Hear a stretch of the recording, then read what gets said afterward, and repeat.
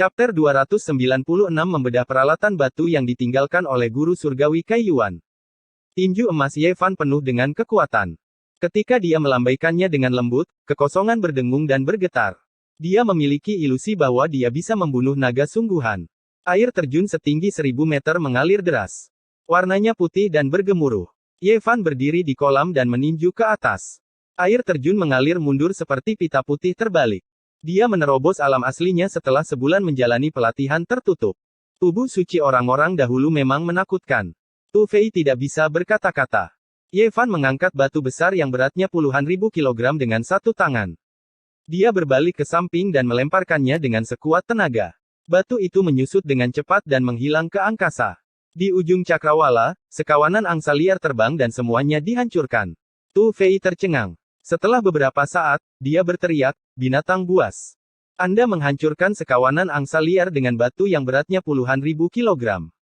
Aku belum pernah melihat orang aneh sepertimu. Fisik Ye Fan terlalu kuat.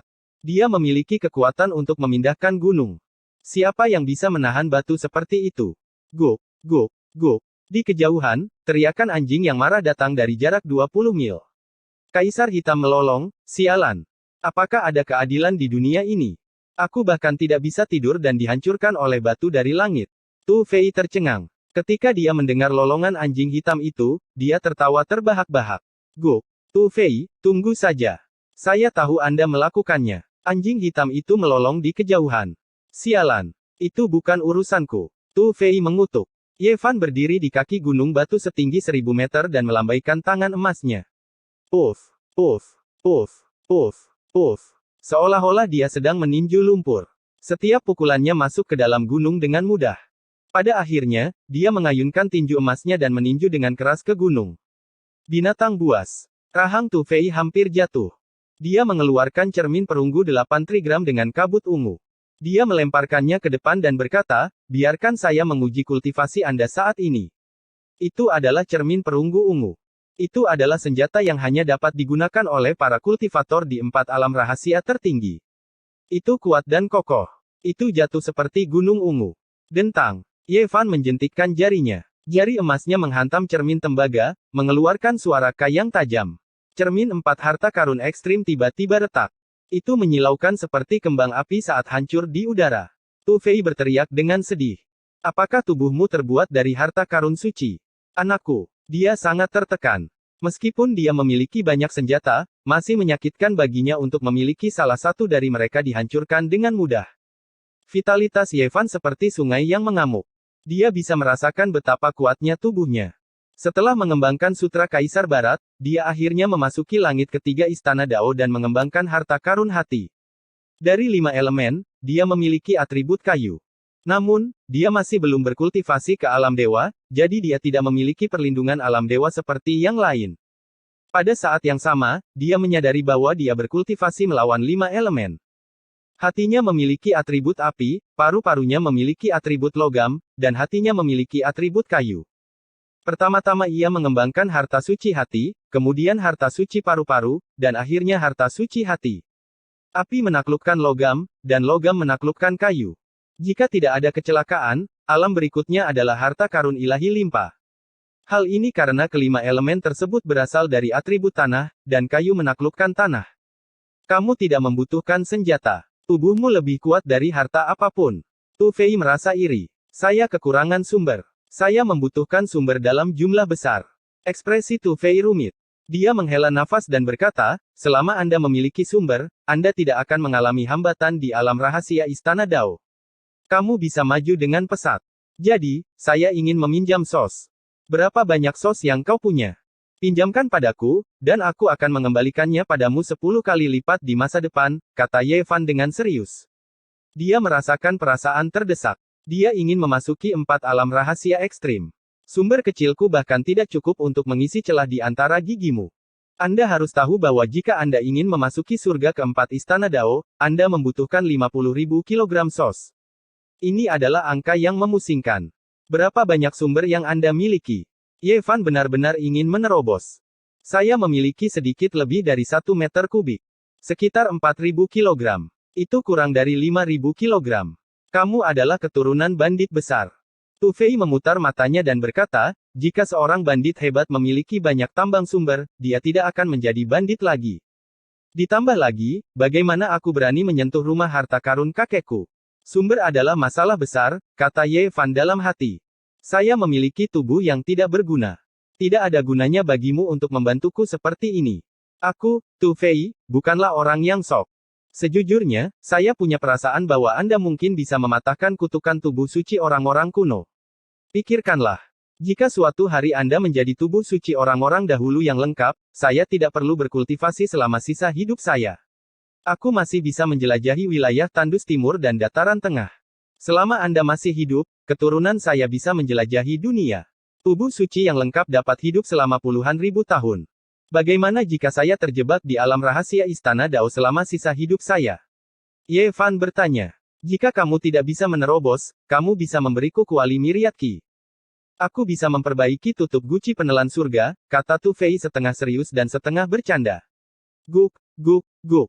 Anjing hitam besar itu muncul di cakrawala, tampak seperti pembunuh. Ia tidur dengan patuh, tetapi dipukuli hitam dan biru oleh seseorang. Ia sangat tidak senang. Aku akan pergi sekarang. Aku akan kembali paling lama sebulan, atau setengah bulan. 7 yuan persegi akan baik-baik saja, kata Tu Fei dan terbang ke langit.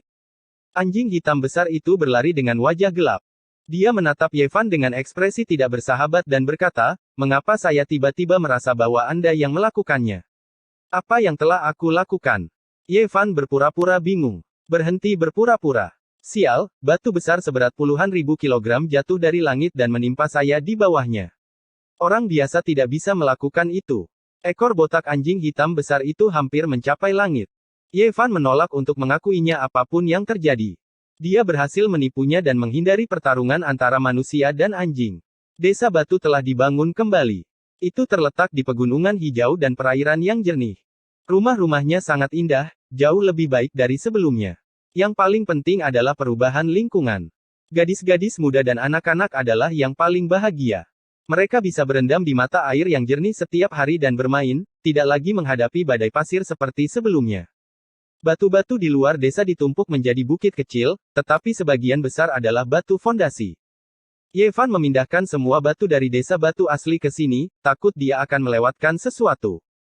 Ye Fan dan Zhang Wuye sibuk, memilih penggilas batu, balok batu, dan gilingan batu dari tumpukan batu. Total ada lebih dari 50 peralatan batu. Pak Tua, apakah Anda yakin ingin membelahnya? Ye Fan bertanya. Potong saja. Saya ingin melihat apa yang ditinggalkan nenek moyang saya, jawab Zhang Wuye dengan tenang. Ye Fan memotong 3 balok batu, tetapi semuanya adalah batu yang tidak berguna. Tidak ada apa-apa. Zhang Wuye juga membelah 4 kunci batu, tapi juga tidak ada apa-apa. Mungkinkah tebakan kita salah, dan Taois tua itu melakukan kesalahan? Keduanya saling memandang. Mengapa kamu begitu berhati-hati?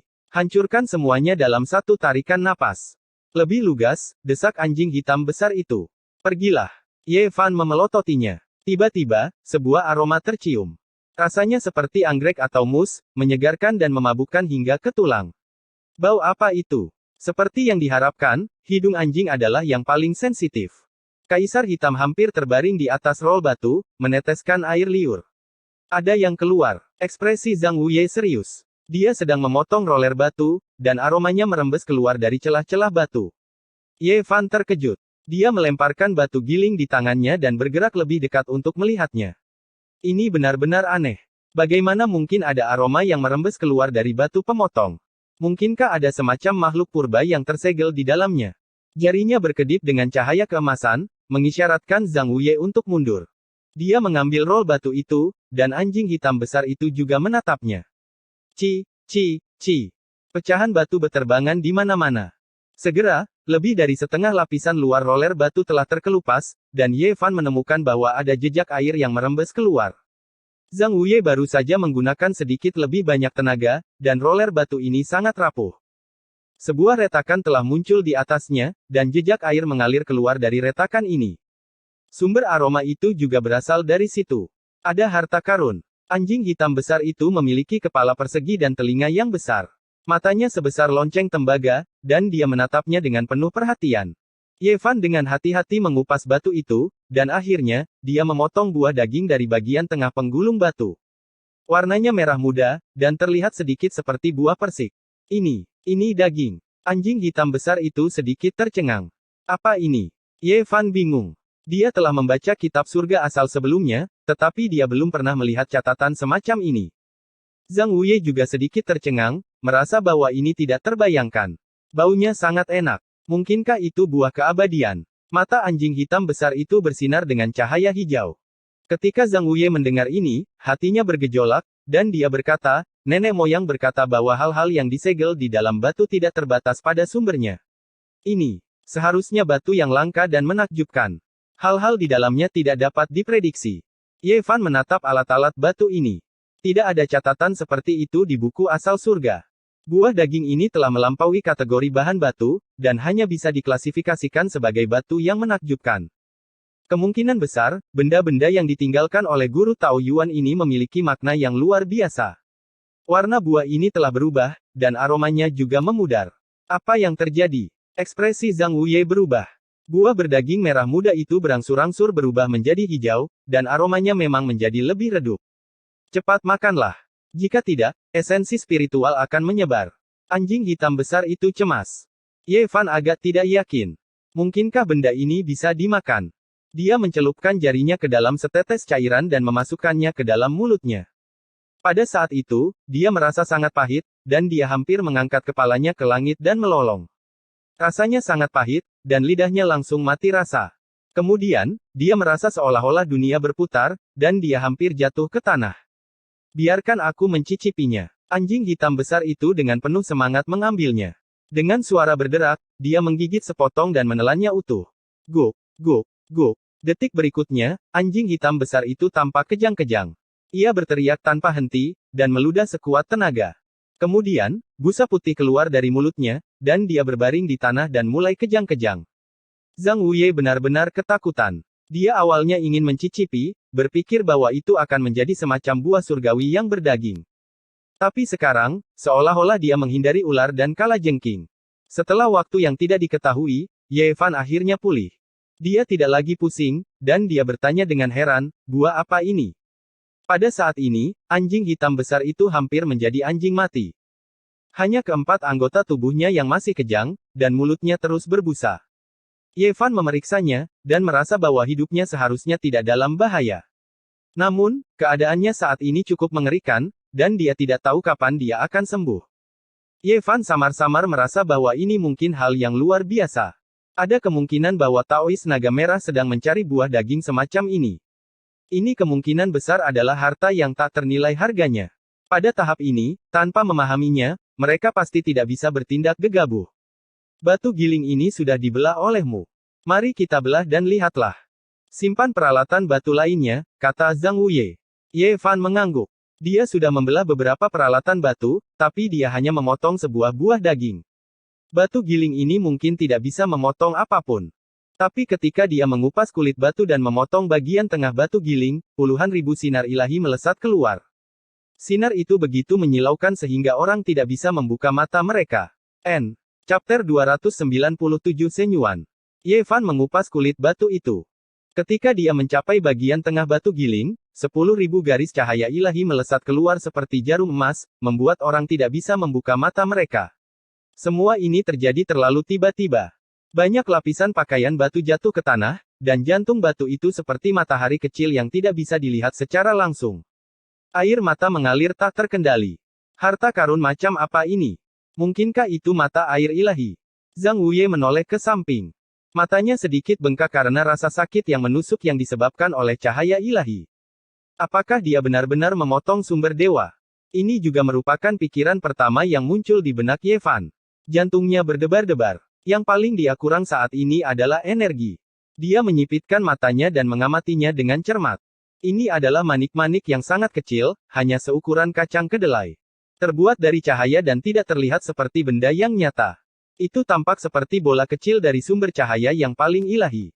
Setelah inti batu terkelupas seluruhnya, setitik cahaya ini tidak tenggelam dan malah melayang di udara. Itu sangat mistis, seolah-olah itu adalah asal mula langit dan bumi, membuat orang tidak bisa tidak mendekatinya. Zhang Wuye tidak berani menatapnya secara langsung. Dia mengamatinya dari sudut matanya, tanpa sadar mengulurkan tangan tuanya yang kasar untuk menyentuhnya. Semua ini adalah tindakan bawah sadar. Bahkan anjing hitam besar itu, yang telah pingsan dan bergerak-gerak di tanah, mulutnya berbusa saat bergerak ke arah mereka, seolah-olah sedang dipanggil. Sumber ilahi. Ye Fan sudah bisa memastikan bahwa ini adalah sumber yang terbentuk dari energi spiritual yang telah ada sejak awal dunia. Itu adalah harta yang langka di dunia ini. Itu tidak akan pernah tenggelam, dan memiliki esensi paling murni dan paling orisinil dari langit dan bumi. Itu membuat orang tanpa sadar tunduk padanya. Semua ini adalah karakteristik sumber dewa, dan semuanya sama persis dengan apa yang tercatat dalam kitab asal-usul. Ini adalah pertama kalinya Ye Fan bersentuhan dengan sumber dewa. Aura murni dan suci yang keluar dari ujung jarinya membuat seluruh tubuhnya terasa nyaman. Seolah-olah dia sedang mandi di angin musim semi, hangat dan nyaman. Seolah-olah tubuhnya sedang dibaptis. Ini adalah sumber ilahi. Itu memiliki efek ilahi yang tak terbayangkan, dan itu adalah objek ilahi yang bahkan akan diperebutkan oleh tanah suci. Setiap kali muncul, itu akan menyebabkan keributan besar. Namun, itu jelas merupakan harta yang langka. Begitu tersebar, banyak orang akan memperebutkannya. Ada banyak jenis Divine Origin yang berbeda, dan masing-masing memiliki efek yang berbeda. Ye Fan tidak terlalu mengenal mereka, dan dia belum menyentuh studi asal yang paling dalam. Ini jelas tidak sebanding dengan 100.000 kilogram sumber asal. Meskipun itu adalah sumber ilahi, ukurannya terlalu kecil, jauh dari cukup. Dia membutuhkan 30 meter persegi untuk menerobos ke surga keempat Istana Dao, satu esensi ilahi tidak dapat menyelesaikan masalah. Ini adalah sumber dewa. Apa yang ditinggalkan nenek moyang kita? Zhang Wuye bergumam pada dirinya sendiri. Setelah dia bersentuhan dengan sumber ilahi, dia merasa tubuhnya menjadi jauh lebih ringan, dan ki serta darahnya menjadi jauh lebih kuat. Sumber ilahi memiliki efek yang besar pada orang biasa. Itu tidak seperti tubuh suci orang-orang dahulu, yang memiliki daya tahan yang kuat. Legenda mengatakan bahwa ada lusinan jenis sumber dewa, dan beberapa di antaranya memiliki efek yang luar biasa. Saya benar-benar ingin melihat semuanya. Ye Fan melihat ke periuk yang tersisa. Meskipun dia sangat tergoda, dia tidak berencana untuk terus memotong. Kekayaan alat-alat batu ini mungkin tidak terletak pada potongan-potongan kecil sumber dewa. Kemungkinan besar itu adalah buah-buah daging. Jika dia terus memotongnya sekarang, itu akan sia-sia. Dia tidak tahu bagaimana cara menggunakannya, jadi itu hanya akan menjadi pemborosan. Setelah sekian lama, Ye Fan dan Zhang Wuye akhirnya tenang dari keterkejutannya. Bagaimanapun, ini adalah sumber ilahi, dan siapapun yang melihatnya untuk pertama kali pasti akan merasakan hal yang sama. Kaisar Hitam pingsan. Jika tidak, dia akan melompat untuk merampasnya. Dia selalu berpikir tentang sumber ilahi. Zhang Wuye sedikit banyak telah mendengarnya. Dia tahu bahwa fisik Ye Fan istimewa dan dia membutuhkan sejumlah besar asal untuk kultivasi, jadi dia memintanya untuk menjaga sumber ilahi. Pada akhirnya, Ye Fan tidak menolaknya. Dia memang membutuhkan sejumlah besar origin, dan dia hanya bisa membalas budi di masa depan. Buah merah muda yang dikupas dari alat batu memiliki efek obat yang kuat. Anjing hitam besar itu pingsan selama 5 hari sebelum akhirnya sadar kembali. Namun, ia masih tidak bisa bangun, dan akan bergerak-gerak dari waktu ke waktu. Sial, aku sudah mengalami 8 kali kesialan seumur hidup. Batu omong kosong macam apa ini? Buah yang dihasilkannya sangat beracun. Bahkan naga sejati pun bisa keracunan sampai mati, umpatnya sambil bergerak-gerak. Anjing hitam besar itu memiliki keinginan untuk membunuh, tapi ia tidak bisa berdiri.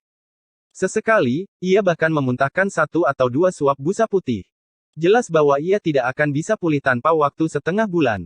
Ye Fan mempelajarinya untuk waktu yang sangat lama, tetapi dia masih tidak tahu apa gunanya buah ini. Pada akhirnya, dia membiarkannya tidak tenang. Pada akhirnya, dia meninggalkan tempat yang indah ini. Sekarang, dia hanya memiliki satu pikiran, dan itu adalah untuk mencari origin dan menerobos secepat mungkin. Bahkan jika itu untuk merampok tanah suci, selama ada kesempatan untuk berhasil, dia tidak akan ragu. Dia memiliki rasa urgensi yang sangat kuat. Ketika Ye Fan datang ke dunia luar, dia mendengar banyak berita. Gangguan dalam gulungan kuno menjadi semakin intens. Raja Merak hampir berhasil mencegat dan membunuh guru suci Al-Qaid. Hal itu telah menimbulkan gelombang tak berujung yang mengguncang seluruh wilayah utara. Jika bukan karena Divine Master Klan Ji dan Divine Master Al-Qaid yang bepergian bersama, perubahan yang mengejutkan pasti akan terjadi.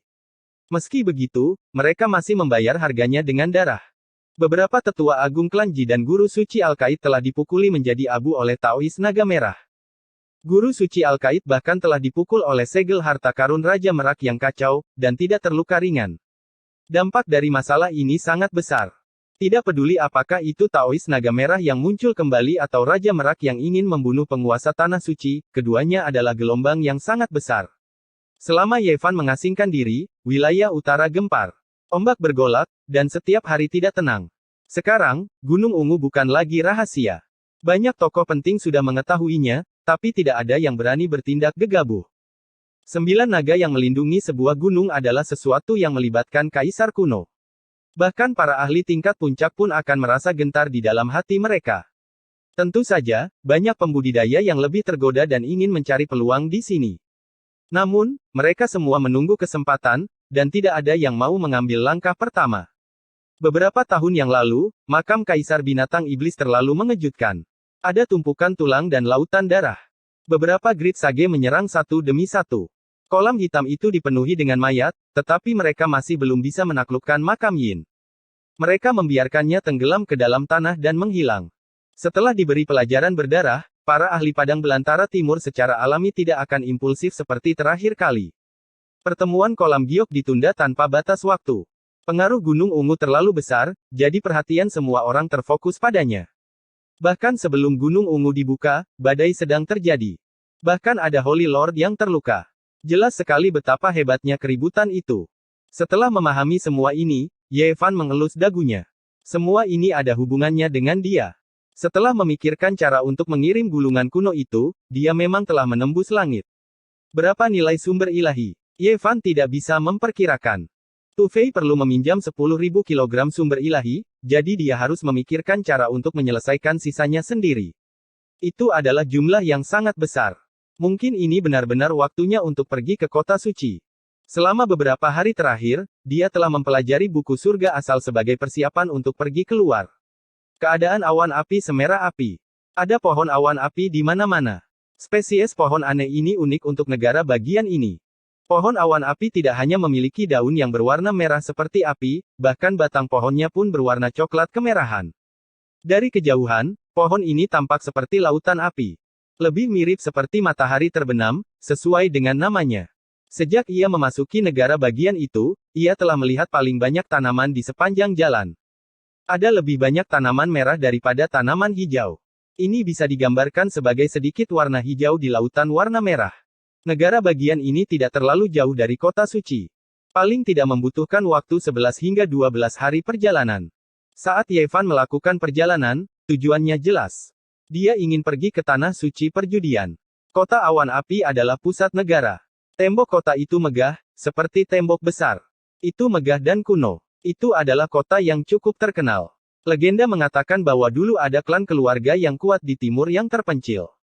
Kota ini memiliki warisan lebih dari 100.000 tahun, namun sayangnya, kota ini telah berubah menjadi debu puluhan ribu tahun yang lalu, menghilang di bawah langit berbintang. Ini menjelaskan bahwa tidak ada warisan yang abadi, juga tidak ada klan keluarga yang abadi. Semuanya akan berakhir suatu hari nanti. Saat dia berjalan di depan gerbang kota yang megah, Yevan melihat dua potret dirinya. Itu adalah surat perintah penangkapan keluarga Al-Qaid dan Ji.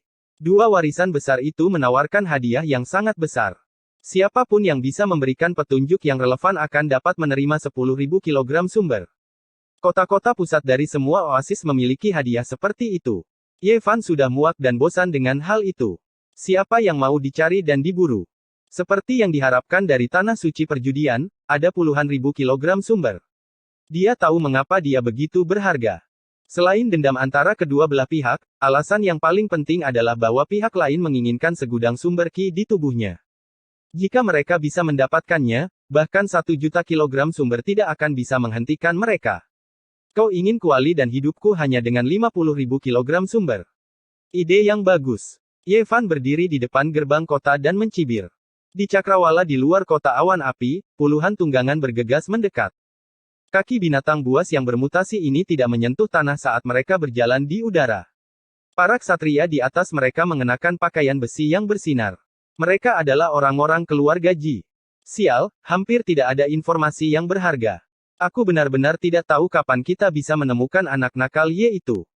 Jika dia berani muncul, aku akan menghancurkannya dengan satu tangan. Seorang ksatria muda dari keluarga Ji berkata dengan dingin. Huff. Pemuda terkemuka itu mendengus dan meliriknya, berkata, Ji Yunteng, jangan meremehkannya. Seseorang di surga keempat istana Dao mungkin tidak akan bisa menekannya. Ji Yunteng mencibir dan berkata, dia hanya tubuh yang sudah ketinggalan zaman dan lumpuh. Apa yang hebat dari dia?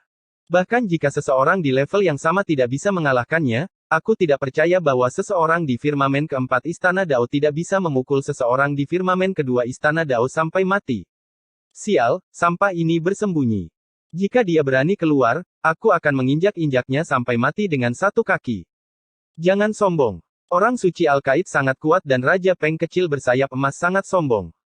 Namun, mereka masih dibawa pergi olehnya. Pemuda yang memimpin sangat tenang saat dia memperingatkan para ahli muda lainnya. Ji Yunteng tidak yakin saat dia berkata, itu karena permata kekacauan membuat orang-orang yang hadir tetap di tempatnya. Jika tidak, bagaimana mungkin sampah kecil seperti dia bisa menyingkirkan para ahli muda terbaik dari empat alam mistik ekstrim? Jika dia benar-benar berani keluar, aku akan membunuhnya dengan satu jari. Pakar lain dari generasi muda keluarga Ji juga dipenuhi dengan amarah. Mereka bertanggung jawab atas pencarian di negara awan api. Selama beberapa hari terakhir, mereka telah menekan kemarahan mereka dan dipenuhi dengan kebencian. Mereka berharap bisa segera menemukan Ye Fan. Anak Ye ini hanyalah sampah, namun dia telah menyebabkan kehebohan. Dia lebih baik tidak membiarkan saya menangkapnya atau saya akan menghancurkannya seperti serangga. Para ahli muda ini dipenuhi dengan kebencian saat mereka mengendarai tunggangan mereka ke kota. Seringai menyeringai di bibir Ye Fan saat dia berkata, hadiah puluhan ribu pound, mengapa saya tidak mengklaimnya sendiri? Menggunakan sumber musuh untuk memenuhi jurang mautnya adalah yang paling ideal. Dengan kibasan lengan bajunya, dia memasuki kota awan api dengan sekejap. Chapter 298 Pencerahan dan Asal-usul. Jalanan kota awan api sudah sangat tua. Batu biru di tanah penuh dengan lubang, yang merupakan hasil dari pejalan kaki yang menginjaknya. Bisa dibayangkan, betapa tuanya kota itu. Kota ini penuh dengan kehidupan, dan di mana-mana berwarna merah menyala. Orang-orang di negara bagian ini menyukai pohon Vireklut. Mereka seperti obor besar di kedua sisi jalan, seperti naga api yang tergeletak di sisi jalan. Ye Fan berjalan di jalan, sangat santai, seperti orang biasa. Dia berkeliling kota kuno dengan penampilan yang benar-benar santai. Di masa lalu, kota ini telah menghasilkan klan orang-orang kuno. Meskipun sudah tidak ada lagi, akan ada beberapa pembudidaya muda yang datang ke sini setiap tahun, berharap untuk mendapatkan semacam warisan. Sayangnya, keluarga abadi yang telah ada selama ratusan ribu tahun telah menjadi debu sejarah, tidak menyisakan apa-apa untuk generasi mendatang. Ye Fan tidak terburu-buru untuk bertindak. Dia tidak pergi mencari keluarga Ji. Sebaliknya, dia berjalan di sepanjang jalan kuno dan mengamati kota dengan cermat. Dia merasakan beratnya waktu. Ini adalah akumulasi dari waktu dan waktu. Kota kuno itu memang luar biasa. Kota ini telah mengalami begitu banyak waktu sehingga membuat orang merasakan semacam beban. Kota ini sangat makmur, layak menjadi pusat oasis ini, tetapi tidak berisik. Di kedua sisi jalan kuno yang lebar, pohon Vireklut menaburkan area teduh yang luas. Ada banyak pejalan kaki, tetapi tidak ramai. Untuk waktu yang lama, Ye Fan telah berkultivasi. Kadang-kadang, dia akan bersantai dan berkeliaran di sekitar kota kuno, merasa sedikit halus. Orang-orang yang datang dan pergi tidak dapat mempengaruhinya. Dia mengikuti arus dan berjalan di jalan kuno tanpa tujuan. Dia menjadi semakin rileks, dan roh serta jiwanya menjadi satu. Dia benar-benar memasuki kondisi yang luar biasa. Pakaian Ye Fan tidak ternoda oleh setitik debu. Dia ringan dan elegan. Setiap gerakannya seakan-akan menyatu dengan dunia. Dia berjalan di tengah kerumunan orang, namun begitu alami. Setiap langkah yang diambilnya menghasilkan jejak Dao. Di dalam istana, sang diri yang telah meninggal sedang bernyanyi untuk kehidupan ini. Diri Dao sedang menghubungkan dunia, memahami jalan agung, dan memberi makan sang penguasa kehidupan. Metode kultivasi mental yang tercatat dalam kitab suci Kaisar Barat berjalan dengan sendirinya. Pada saat yang sama, lautan kepahitan emas Ye Fan berfluktuasi. Teratai hijau bergetar, dan kabut berkabut. Teknik rahasia yang diperoleh dari sisa-sisa tubuh suci orang-orang dahulu, dikombinasikan dengan kitab suci Dao, berjalan dengan sendirinya. Ye Fan sehalus Dao. Meskipun dia berdiri di tengah lautan manusia, dia sepertinya berdiri di awan, memberikan rasa transendensi. Dia tahu bahwa ini adalah semacam alam yang sangat dalam yang menakjubkan, itu adalah semacam pemahaman dan pemahaman terhadap kultivasi. Lautan reinkarnasi dan istana Dao beresonansi secara harmonis, memungkinkan energi Dao-nya tumbuh tanpa henti. Ye Fan berjalan jauh ke bawah dan tanpa sadar tiba di sebuah tempat khusus di kota. Tempat ini adalah pusat kota, tapi tidak ada bangunan yang megah. Ada banyak pohon kuno yang ditanam di sini, dan itu tidak terbatas pada pohon awan api. Ada berbagai jenis pohon cemara dan tanaman merambat kuno. Banyak dari pohon-pohon tua yang membutuhkan lebih dari 10 orang untuk memeluknya. Tanaman merambat kuno itu setebal pinggang orang. Sungguh menakjubkan menemukan tempat seperti itu di tengah kota. Ini adalah jejak yang ditinggalkan oleh klan kuno terpencil di masa lalu. Ada banyak reruntuhan di bawah tanaman merambat tua, yang merekam kebangkitan dan kejatuhan klan tersebut di masa lalu. Sebenarnya, seluruh kota kuno dulunya adalah sudut klan zaman kuno terpencil, tetapi sayangnya, semuanya sudah tidak ada lagi. Hanya ada beberapa reruntuhan yang tersisa di bawah pepohonan kuno. Ye Fan secara alami berjalan ke tempat ini. Tubuh dan pikirannya sangat halus. Meskipun dia tidak bisa masuk ke lapisan surgawi keempat istana Dao, dia bisa mengalami semacam alam. Dunia lahir untuknya dan semua hal adalah satu. Dia mengalami semacam pembaptisan. Tubuhnya berkilauan dan pikirannya dipenuhi dengan energi. Tubuh dan pikirannya ditempa dan disublimasikan, memungkinkan alam asalnya mendekati kesempurnaan. Dia masih berada di lapisan surga ketiga dari Istana Dao, tapi dia merasa sangat berbeda. Lautan reinkarnasi dan denyut nadi Istana Dao selaras dan dia bisa menangkap jejak Dao. Ya, kitab suci Tao dan sutra Kaisar Barat telah berpadu secara harmonis untuk pertama kalinya. Hal ini menyebabkan tubuh dan pikirannya menjadi jernih. Setiap gerakan yang ia lakukan seakan-akan melambaikan Tao Agung. Lautan reinkarnasi dan Istana Dao beresonansi secara harmonis.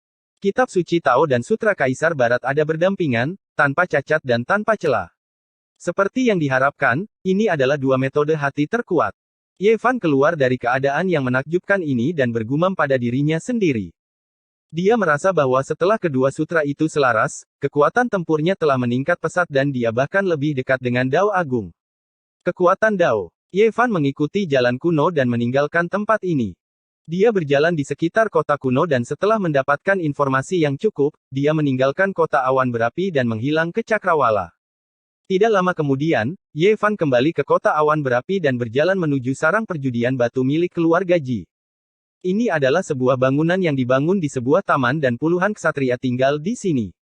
Apa? Seseorang memberikan petunjuk. Taman ini menempati area yang sangat luas. Bahan-bahan batu ditumpuk dan ada istana dan paviliun. Lusinan binatang aneh diikat di taman, masing-masing ganas dan ganas. Ye Fan berdiri di taman. Dia tidak perlu menunggu terlalu lama sebelum puluhan pemuda bergegas keluar. Mereka semua bertemu di luar gerbang kota. Kau melihat orang cacat itu? Di mana dia? Seberapa jauh dia dari kota awan berapi? Tanya pemuda yang memimpin. Namanya Ji Yunge dan dia adalah seorang kultivator di Cakrawala kelima Istana Dao. Dia adalah pemimpin dari kelompok orang ini dan dia sangat tenang. Jika saya memberikan petunjuk, apakah Anda ingin segera memberi saya 100.000 kilogram sos? Tanya Ye Fan. Apa yang kamu bicarakan? Seorang murid keluarga Ji memelototinya dan berkata dengan dingin, memberikan petunjuk hanyalah 10.000 kilogram sos. Kamu benar-benar berani menuntut harga selangit dari keluarga Jiku. Ketika orang-orang di sampingnya mendengar ini, mereka sangat senang. Ji Yunteng mencibir dan berkata, anak nakal Ye ini akhirnya ditemukan. Kali ini, aku akan mengubahnya menjadi debu. Begitulah seharusnya. Untuk orang cacat seperti dia, dia membuat kita berlarian begitu banyak tetapi tidak berhasil. Kita seharusnya membunuhnya sejak dulu. Dia hanya seorang cacat di Cakrawala kedua Istana Dao. Membunuhnya semudah membalikkan telapak tangan. Hanya saja kita tidak bisa menemukan keberadaannya. Kali ini, kita akan menyempurnakannya sampai mati. Orang-orang ini dipenuhi dengan kebencian. Mereka semua ingin segera membunuh Ye Fan dan merebut kuali itu. Bukan hanya karena mereka telah mencarinya dalam beberapa hari terakhir, tetapi juga karena tetua agung keluarga Ji telah dibakar sampai mati. Itu membuat semua orang merasa tertahan. Akan baik-baik saja jika dia dibunuh oleh kultivator, tetapi seorang tetua agung yang bermartabat telah dibakar sampai mati oleh seorang pembudidaya yang lemah. Itu membuat mereka merasa terhina. Cara paling efektif untuk menghapus penghinaan ini adalah dengan membunuh Ye Fan. Bawa kami ke pegunungan itu dulu. Jika petunjuknya benar, Anda akan diberi hadiah secara alami. Ji Yunge tersenyum. Banyak orang menunjukkan ekspresi jijik. Mereka tidak pernah menyangka dia benar-benar berani meminta hadiah dari keluarga Ji. Itu mengejutkan mereka dan pada saat yang sama, mereka membencinya. Mereka telah menerima beberapa petunjuk sebelumnya, tetapi semuanya diberikan oleh para pembudidaya secara gratis. Mereka tidak berani meminta batu sumber dan hanya ingin menjalin hubungan yang lebih dekat dengan mereka. Saya melihat bahwa hadiahnya tertulis dengan sangat jelas. Selama Anda memberikan petunjuk, Anda akan diberi hadiah batu sumber. Ye Fan tidak mundur. Bagaimana jika petunjuk yang kamu berikan palsu? Ji Yunteng mencibir dengan jijik. Di dunia ini, adakah orang yang berani mempermainkan keluarga Ji? Selain itu, aku ingin membawa kalian ke sana. Apakah aku tidak takut kehilangan nyawaku? Ye Fan membantah. Kamu benar-benar menarik. Ekspresi Ji Yunteng dingin. Dia sudah mengatakannya seperti ini, namun dia masih berani meminta batu sumber. Apakah dia tidak ingin hidup terlalu lama? Baiklah, kita tidak punya waktu untuk disia-siakan. Pergi ke alun-alun batu dan dapatkan 5.000 kilogram batu sumber. Ji Yunge melambaikan tangannya dan memerintahkan seseorang untuk mengambil batu sumber. Dia berkata, jika petunjuknya benar, saya akan memberikan separuh batu sumber lainnya. Jika kami bisa menangkap Ye Fan karena petunjukmu, tidak akan menjadi masalah untuk memberimu 100.000 kilogram batu sumber. Tidak lama kemudian, seseorang membawa lebih dari 5.000 kilogram batu sumber. Mereka bersinar terang dan ditempatkan di tumpukan. Ye Fan tidak berdiri untuk upacara dan menyimpan semuanya dengan lambaian lengan bajunya. Sekarang, bawa kami ke pegunungan itu. Ji Yunteng mencibir, niat membunuh di matanya berkedip. Ji Yunfeng tersenyum tipis dan tidak mengatakan apa-apa. Dia melambaikan tangannya dan memerintahkan semua orang untuk menunggangi binatang aneh mereka. Pada saat yang sama, mereka juga menemukan binatang buas untuk diduduki Ye Fan sebagai alat transportasi. Lusinan penunggang bergegas keluar dari kota awan api. Banyak orang di kota terkejut. Melihat mereka terburu-buru, mereka tahu bahwa sesuatu yang besar pasti telah terjadi. Binatang-binatang aneh ini semuanya luar biasa. Setelah meninggalkan kota awan api, mereka semua menginjak udara dan terbang tinggi ke langit. Seperti air bah yang mengalir deras di langit, mereka bergemuruh dan bergegas menuju pegunungan yang disebutkan Ye Fan. Itu adalah pegunungan di depan. Ye Fan menunjuk ke pegunungan yang rimbun di depan mereka. Benar-benar ada seseorang yang berkultivasi di sini. Ada pola dao di sini. Seorang murid keluarga Ji maju ke depan. Dia cukup berpengetahuan tentang pola dao dan dengan cepat mematahkan batasan itu. Lusinan penunggang kuda dipenuhi dengan niat membunuh. Mereka bergegas naik dan sampai di puncak gunung. Mereka langsung membelah tempat tinggal gua, menyebabkan asap dan debu membumbung tinggi ke langit. Tidak ada siapa-siapa. Segera, seorang murid keluarga Ji mengungkapkan niat membunuh dan menatap Ye Fan. Jangan menatapku seperti itu. Itu tidak ada hubungannya denganku. Saya hanya memberikan petunjuk. Siapa yang tahu kalau dia akan tiba-tiba pergi? Ye Fan sangat polos. Ji Yunge melambaikan tangannya dan secara pribadi memasuki tempat tinggal gua untuk mengamati. Yang lain juga mengikuti. Jubah ini persis sama dengan yang dia kenakan hari itu. Itu benar-benar dia. Lihat, ada jejak dari telapak tangan raksasa hampa di sini. Tempat tinggal gua ini dibuka dengan cetakan telapak tangan raksasa. Murid-murid keluarga Ji dengan cepat menemukan banyak petunjuk penting. Mereka semua dipenuhi dengan kebencian dan mengertakkan gigi. Sial, kita membiarkan dia kabur lagi. Kalau tidak, aku akan menginjak-injaknya sampai mati dengan satu hentakan. Mereka merasa tercekik.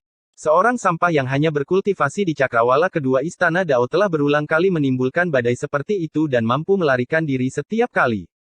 Mereka berharap bisa segera menangkapnya dan membakarnya menjadi abu. Sekarang kau percaya padaku. Aku pasti tidak akan berani memberikan petunjuk palsu. Kata Ye Fan dari samping.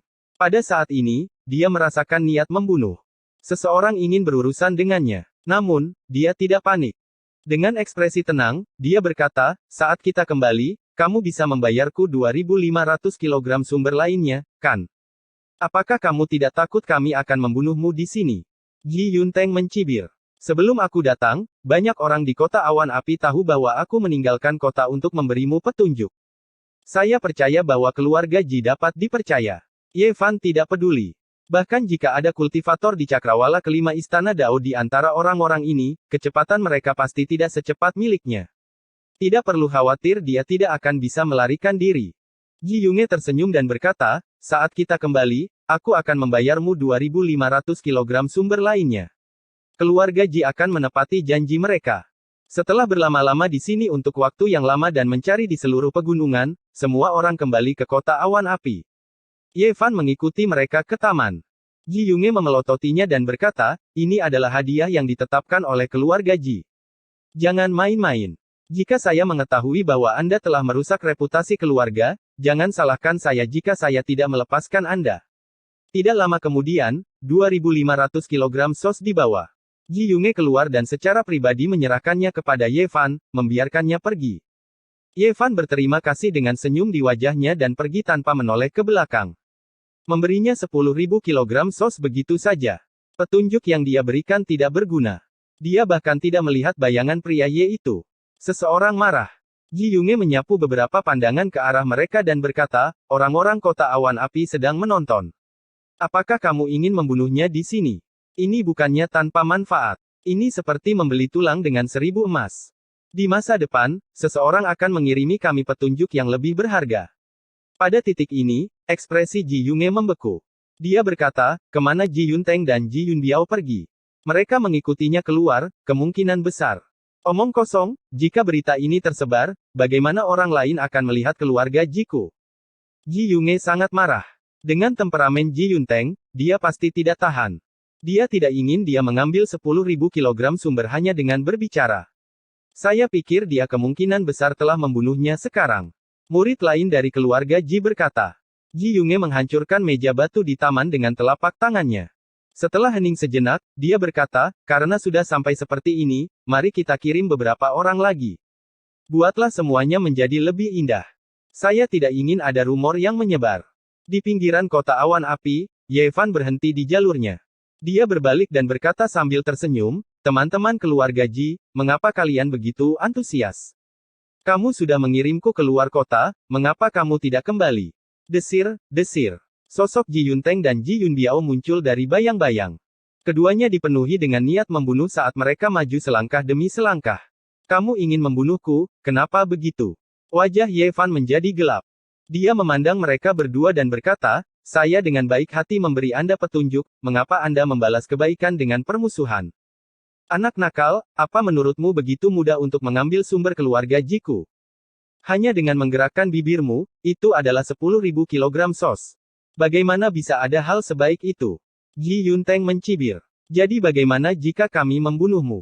Kamu membawa kami ke tempat tinggal gua kosong dan mengambil sos begitu saja. Tidakkah kamu merasa itu agak merepotkan? Ji Yunbiao dipenuhi dengan niat membunuh. Ye Fan tiba-tiba tertawa terbahak-bahak, terlihat sangat riang. Kamu akan mati, apa yang harus ditertawakan? Aku akan mengirimmu dalam perjalanan. Apa kalian pikir kalian bisa membunuhku? Senyuman dingin tergantung di sudut mulut Ye Fan, dan dia berkata, aku khawatir kalian akan kehilangan nyawa di sini. Kamu baru saja memasuki alam rahasia Istana Dao. Kamu berani bersaing dengan bulan yang cerah dengan cahaya kunang-kunang. Ji Yunteng mencibir lagi dan lagi, mengungkapkan niat membunuhnya. Membunuhmu tidak ada bedanya dengan menghancurkan serangga sampai mati.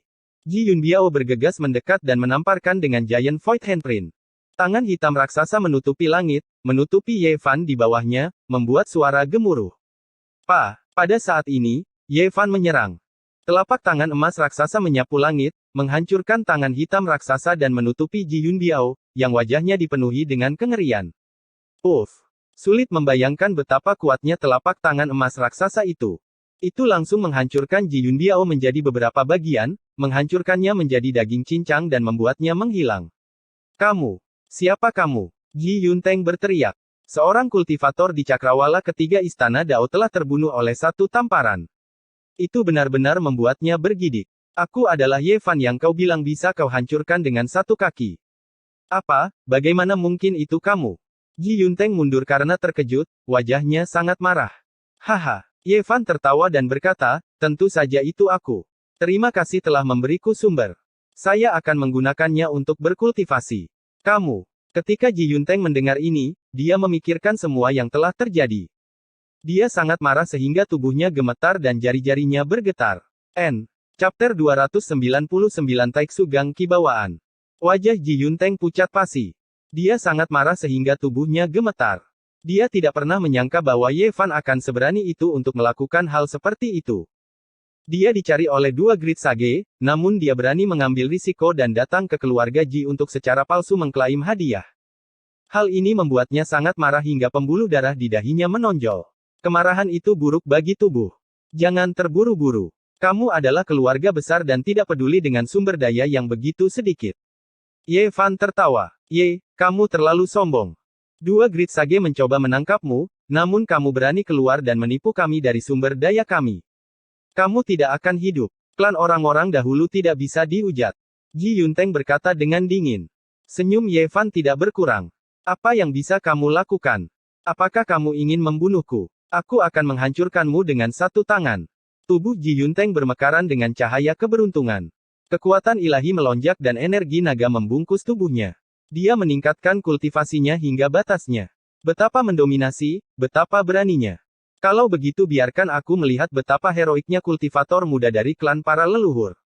Ye Fan mencibir. Aku akan membunuhmu sekarang. Ji Yunteng berteriak dan kemudian diam-diam menghilang ke dalam kehampaan. Dia telah menggunakan teknik kekosongan besar. Swiss. Yang tidak terduga adalah meskipun dia berbicara dengan kejam, dia muncul di kejauhan, tidak bergegas menuju Ye Fan. Ji Yunteng memilih untuk melarikan diri, kecepatannya sangat cepat. Dia telah mengucapkan semua kata-kata kasar ini untuk menstabilkan Ye Fan dan mempersiapkan pelariannya. Meskipun dia sombong dan selalu percaya bahwa keluarga Huanggu berkuasa, setelah melihat Ye Fan membunuh Ji Yunbiao, yang berada di cakrawala ketiga Istana Dao, dengan satu tamparan, dia segera tahu bahwa meskipun dia berada di cakrawala keempat Istana Dao, dia masih bukan tandingan Ye Fan. Mengapa kata-kata dan tindakan Anda bertentangan satu sama lain? Wajah Ye Fan dipenuhi dengan senyuman hangat saat dia memblokir jalan Ji Yunteng. Kamu, Ji Yunteng terkejut. Ye Fan memulai kemudian tetapi tiba lebih dulu. Dia bahkan lebih cepat darinya. Swiss. Ji Yunteng menggunakan teknik kekosongan besar sekali lagi dan menghilang. Dia bangga dan sombong, tapi dia tidak ingin mati. Dia menggunakan semua yang dia miliki untuk melarikan diri. Namun, ketika dia bergegas keluar dari kehampaan lagi, dia menemukan bahwa Ye Fan masih menghalangi jalannya dengan senyum dingin di wajahnya. Apakah kamu tidak lelah? Apa gunanya berlarian? Aku hanya berencana untuk berkeliling. Membobol cakrawala keempat Istana Dao membutuhkan 50.000 kg musim semi. Aku akan mengandalkan keluarga Ji dan alam pengocok cahaya untuk menyediakannya untukku. Ye Fan mengambil waktu dan menyusulnya dalam selusin langkah. Telapak tangan emasnya yang seukuran batu giling menamparkan ke bawah, tidak memberinya kesempatan untuk melarikan diri.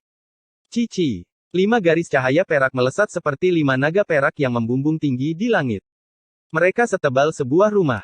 Naga perak itu saling bersilangan dan membentuk sepasang gunting naga, memotong tangan emas Ye Fan. Itu adalah seni pamungkas dari klan Ji, jari pemutus langit.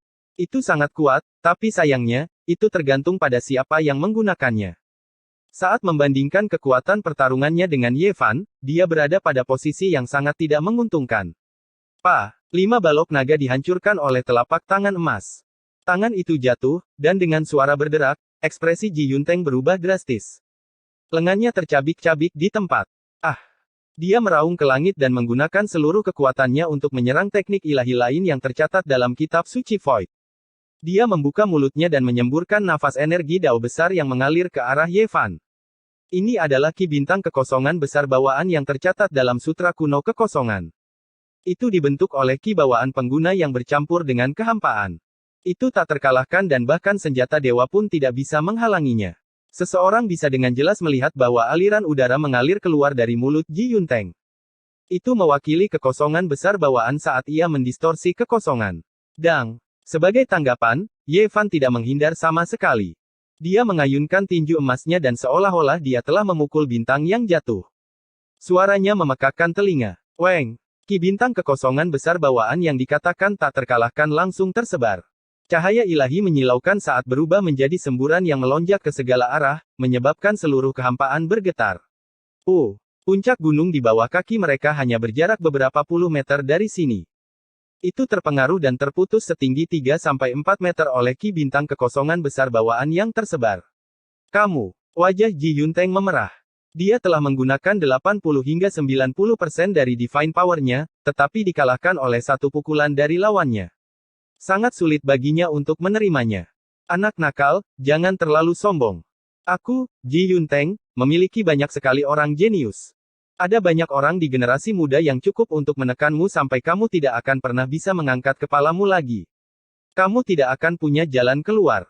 Ji Yunteng mengertakkan gigi. Di masa depan, saya akan menemukan orang-orang jenius yang Anda sebutkan. Telapak tangan Ye Fan menamparkan ke depan. Bam! Ji Yunteng mengelak, tapi dia tidak cukup cepat untuk tangan emas itu. Dia ditampar di tubuhnya seperti drum yang pecah. Tubuhnya compang-camping saat dia jatuh ke tanah. Anak nakal, apa yang ingin kamu lakukan jika kamu tidak membunuhku? Aku ingin belajar darimu tentang sutra kuno Void. Ye Fan mendarat di tanah dengan senyum lembut di wajahnya. Bermimpilah. Ji Yunteng mengertakkan gigi. Tiba-tiba, Ye Fan mengangkat kepalanya dan melihat ke arah cakrawala yang jauh. 4 sosok yang kakinya tidak menyentuh tanah seperti makhluk abadi yang terbang. Pakaian mereka berkibar saat mereka dengan cepat mendekat. Dia mengejek, klan Jimu benar-benar menganggapku tinggi. Anda mengirim 4 orang lagi.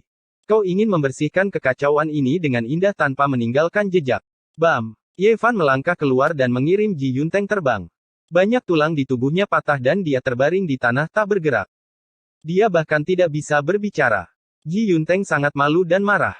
Dia berkata bahwa dia bisa menginjak-injak pihak lain sampai mati dengan satu kaki, tetapi pada akhirnya, dia jatuh ke dalam situasi seperti itu.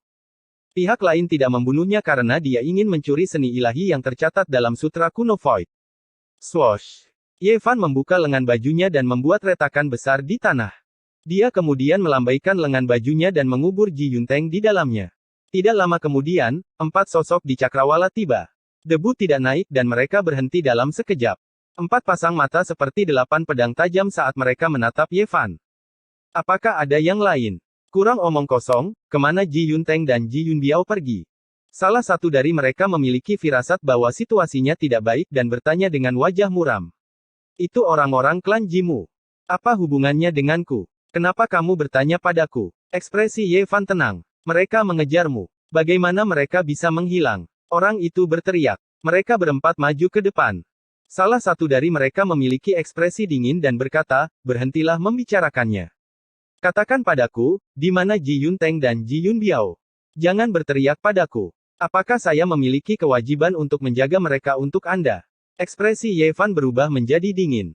Keempat orang dari klan Ji semuanya merasa ada yang tidak beres. Mereka semua mundur untuk mencegah terjadinya kecelakaan. Mereka siap untuk bertarung dan mundur. Namun, salah satu dari mereka masih sangat sombong dan berteriak, berhentilah berpura-pura dan beritahu saya di mana mereka berada. Kalau tidak, kau tahu konsekuensinya. Oh, Ye Fan tiba-tiba melambaikan lengan bajunya dan langsung menamparkan murid klan Ji kembali.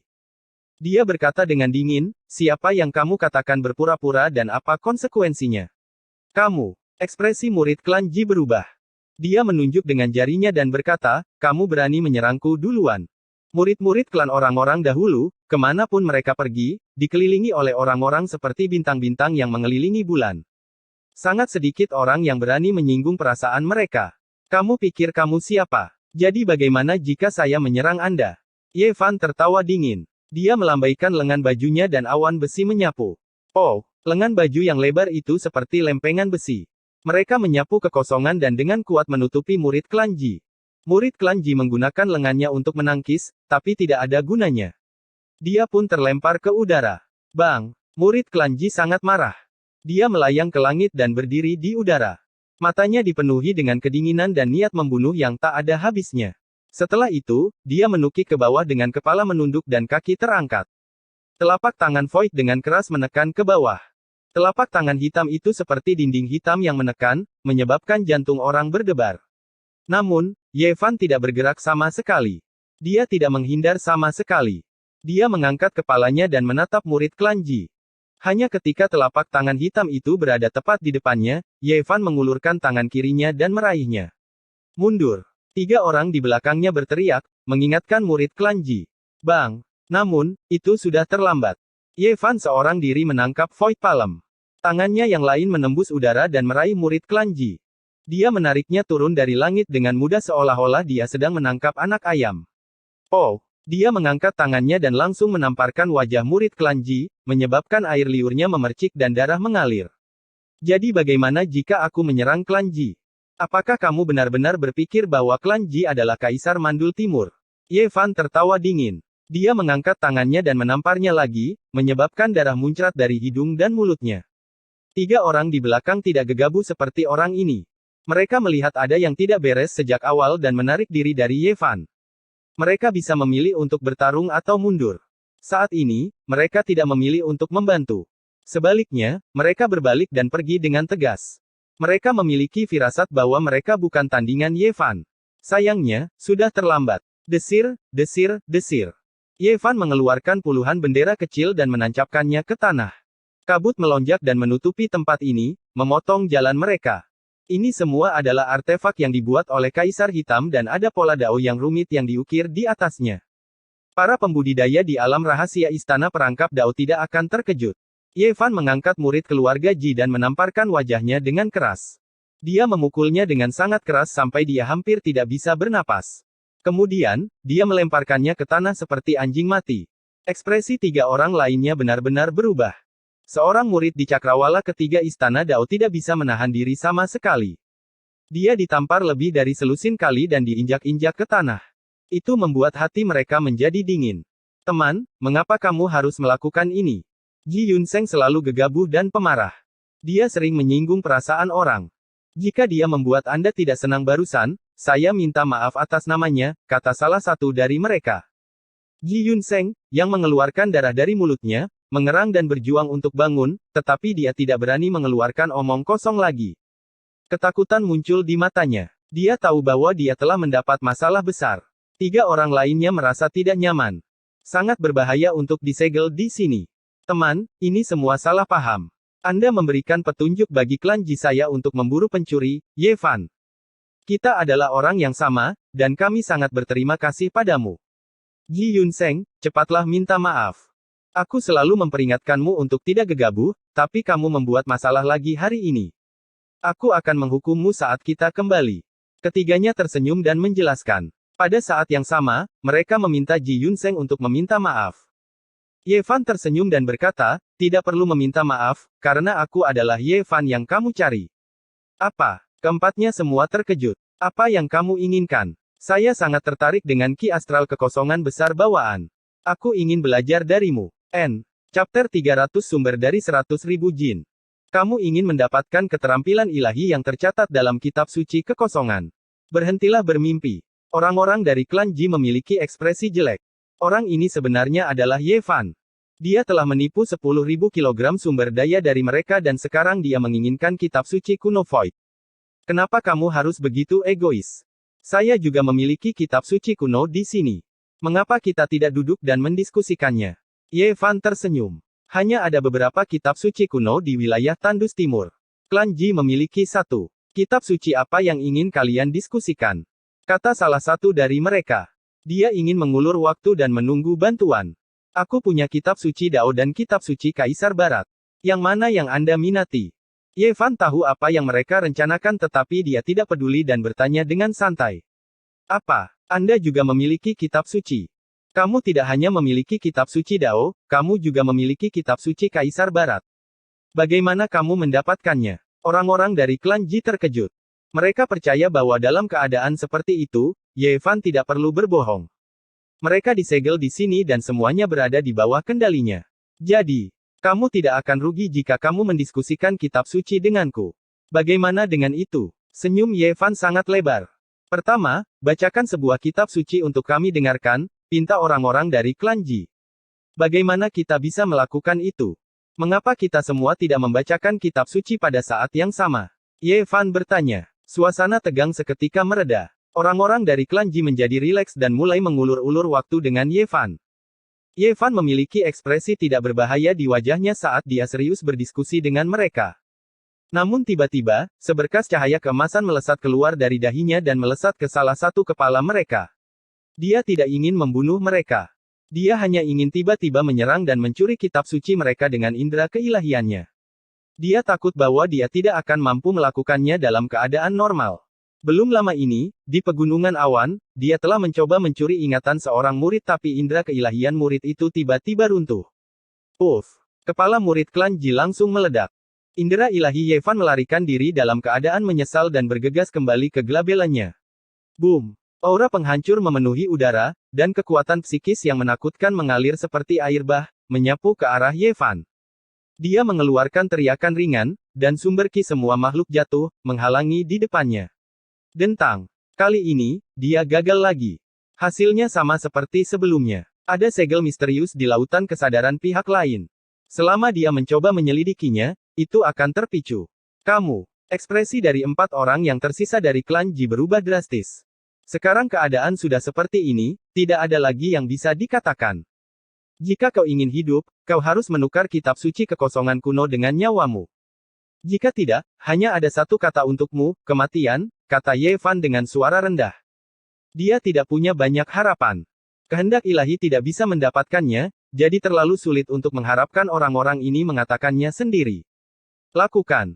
Masih ada 2 orang dari keluarga Ji yang belum kehilangan kekuatan bertarung mereka. Mereka tidak ingin duduk dan menunggu kematian. Masing-masing dari mereka mengeluarkan 7-8 senjata, dan semuanya bersinar seperti bintang. Mereka melemparkan kehati-hatian ke angin dan tidak ragu-ragu untuk menghancurkan senjata mereka. Mereka ingin melukai Ye Fan dengan parah. Setiap senjata hampir terbakar, menyilaukan dan menyilaukan. Dentang. Kuali yang terbuat dari kuali miriat ki bergetar sedikit. Senjata-senjata yang akan hancur semuanya tersimpan di dalamnya. Cahaya menyilaukan bersinar dari dalam, dan energi melonjak dengan keras. Semua senjata terbakar dan hancur, tetapi mereka tidak bisa melukai Ye Fan sama sekali. Pada akhirnya, bagian dalam kuali menjadi tenang, dan tumpukan besi tua ditambahkan ke dalamnya. Ye Fan bergerak seperti kilat, dan kedua orang itu jatuh ke tanah, kehilangan kekuatan bertarung mereka. Saya tidak ingin mengatakan apa-apa lagi. Aku akan melepaskan siapapun yang memberitahuku energi astral kekosongan besar bawaan. Jika tidak, hanya kematian yang menanti kalian. Pada awalnya, keempat orang itu tidak mengucapkan sepatah kata pun. Mereka semua keras kepala dan tidak mau berkompromi sama sekali. Ini membuat Ye Fan mengerutkan kening. Jika dia dengan paksa memintanya, lautan kesadaran mereka pasti akan hancur. Aku akan memberimu kesempatan. Pada akhirnya, Ye Fan membiarkan mereka memulihkan kekuatan bertarung mereka dan bertarung dengan 4 orang secara terpisah. Dia diam-diam menggunakan teknik Battle Scene untuk meniru energi astral kekosongan besar bawaan. Pada akhirnya, dia akhirnya menemukan bahwa ini adalah seni rahasia pencampuran ki bawaan dalam kehampaan. Dia tidak tahu bagaimana menggunakannya, tapi dia mengerti konsepnya. Ketika Ye Fan menggunakan teknik Battle Scene untuk mengaktifkan seni ilahi ini, mata Ji Yunteng, Ji Yunseng, dan 2 orang lainnya hampir keluar. Kamu, bagaimana kamu tahu seni ilahi ini? Mari kita bertanding dan lihat siapa yang lebih kuat dan siapa yang lebih lemah. Ye Fan menggunakan teknik pertempuran suci untuk bertarung dengan keempat orang itu. Itu bukan energi astral kekosongan besar bawaan yang sebenarnya, tapi kekuatannya tidak lemah. Ini adalah rahasia pertempuran dari 9 rahasia. Itu bisa berkembang menjadi semua jenis seni ilahi yang ofensif, dan itu benar-benar seni ilahi tertinggi. Belakangan, Ye Fan menjadi semakin mahir. Ketika dia membuka mulutnya, itu seperti bima sakti yang tergantung terbalik. Kekuatannya tak tertandingi. Esensi, ki, dan rohnya jauh lebih unggul dari orang biasa. Ki bawaannya seperti lautan, dan seni ilahi ini sangat cocok untuk dia gunakan. Dia tidak seperti 4 orang di depannya, yang esensinya akan tersedot hanya dengan menyemburkan seteguk energi astral kekosongan besar bawaan. Tut. Ye Fan menggunakannya lagi. Dia membuka mulutnya dan memuntahkan sebuah gulungan. Ada pola dao yang berkedip-kedip di atasnya. Itu seperti gulungan penyegelan langit kuno, dan itu langsung menekan keempat orang itu. Bagaimana ini mungkin? Ji Yunteng dan yang lainnya tidak percaya. Penggunaan energi astral kekosongan besar bawaan Ye Fan jauh lebih menakutkan daripada mereka. Seolah-olah dia telah mempraktikkannya selama bertahun-tahun. Ini adalah sesuatu yang tidak bisa mereka pahami. Terima kasih telah memberiku seni ilahi ofensif lainnya. Ye Fan menggunakannya untuk waktu yang lama dan akhirnya berhenti. Ini bukan seni ilahi klan Ji, tapi rahasia pertempuran 9 rahasia. 1 jam kemudian, Ye Fan kembali ke kota awan berapi. Dia menyebarkan berita bahwa klan Ji tidak menepati janji mereka dan jika mereka mengambil hadiah, mereka akan dibunuh. Kemudian, dia dengan cepat menghilang tanpa jejak. Klan Ji sangat terburu-buru dan akhirnya menenangkan badai. Mereka mengatakan bahwa seseorang telah berbohong kepada sumbernya dengan informasi palsu. Katanya, klan zaman dahulu adalah sejenis raksasa. Setelah kejadian itu, kota awan berapi berada dalam keadaan harmonis. Tidak banyak orang yang mempercayai kata-kata yang disebarkan Ye Fan. Ye Fan sudah lama tahu bahwa dengan kekuatan klan Ji, tidak ada badai yang tidak bisa diselesaikan. Dia melakukan semua ini hanya untuk membuat mereka waspada sehingga akan lebih mudah baginya untuk bergerak di lain waktu. Setengah bulan kemudian, Ye Fan kembali ke Provinsi Hao dan datang ke Benteng Batu. Kaisar Hitam, Anda makan buah surgawi. Apa efeknya? Apakah Anda mendapatkan manfaat yang besar? Ye Fan bertanya sambil tersenyum. Jika kamu menyebutkan ini lagi, aku akan marah padamu. Wajah anjing hitam besar itu menjadi gelap. Dia tidak pernah mengalami kekalahan, dan ini adalah pertama kalinya dia dikalahkan oleh buah.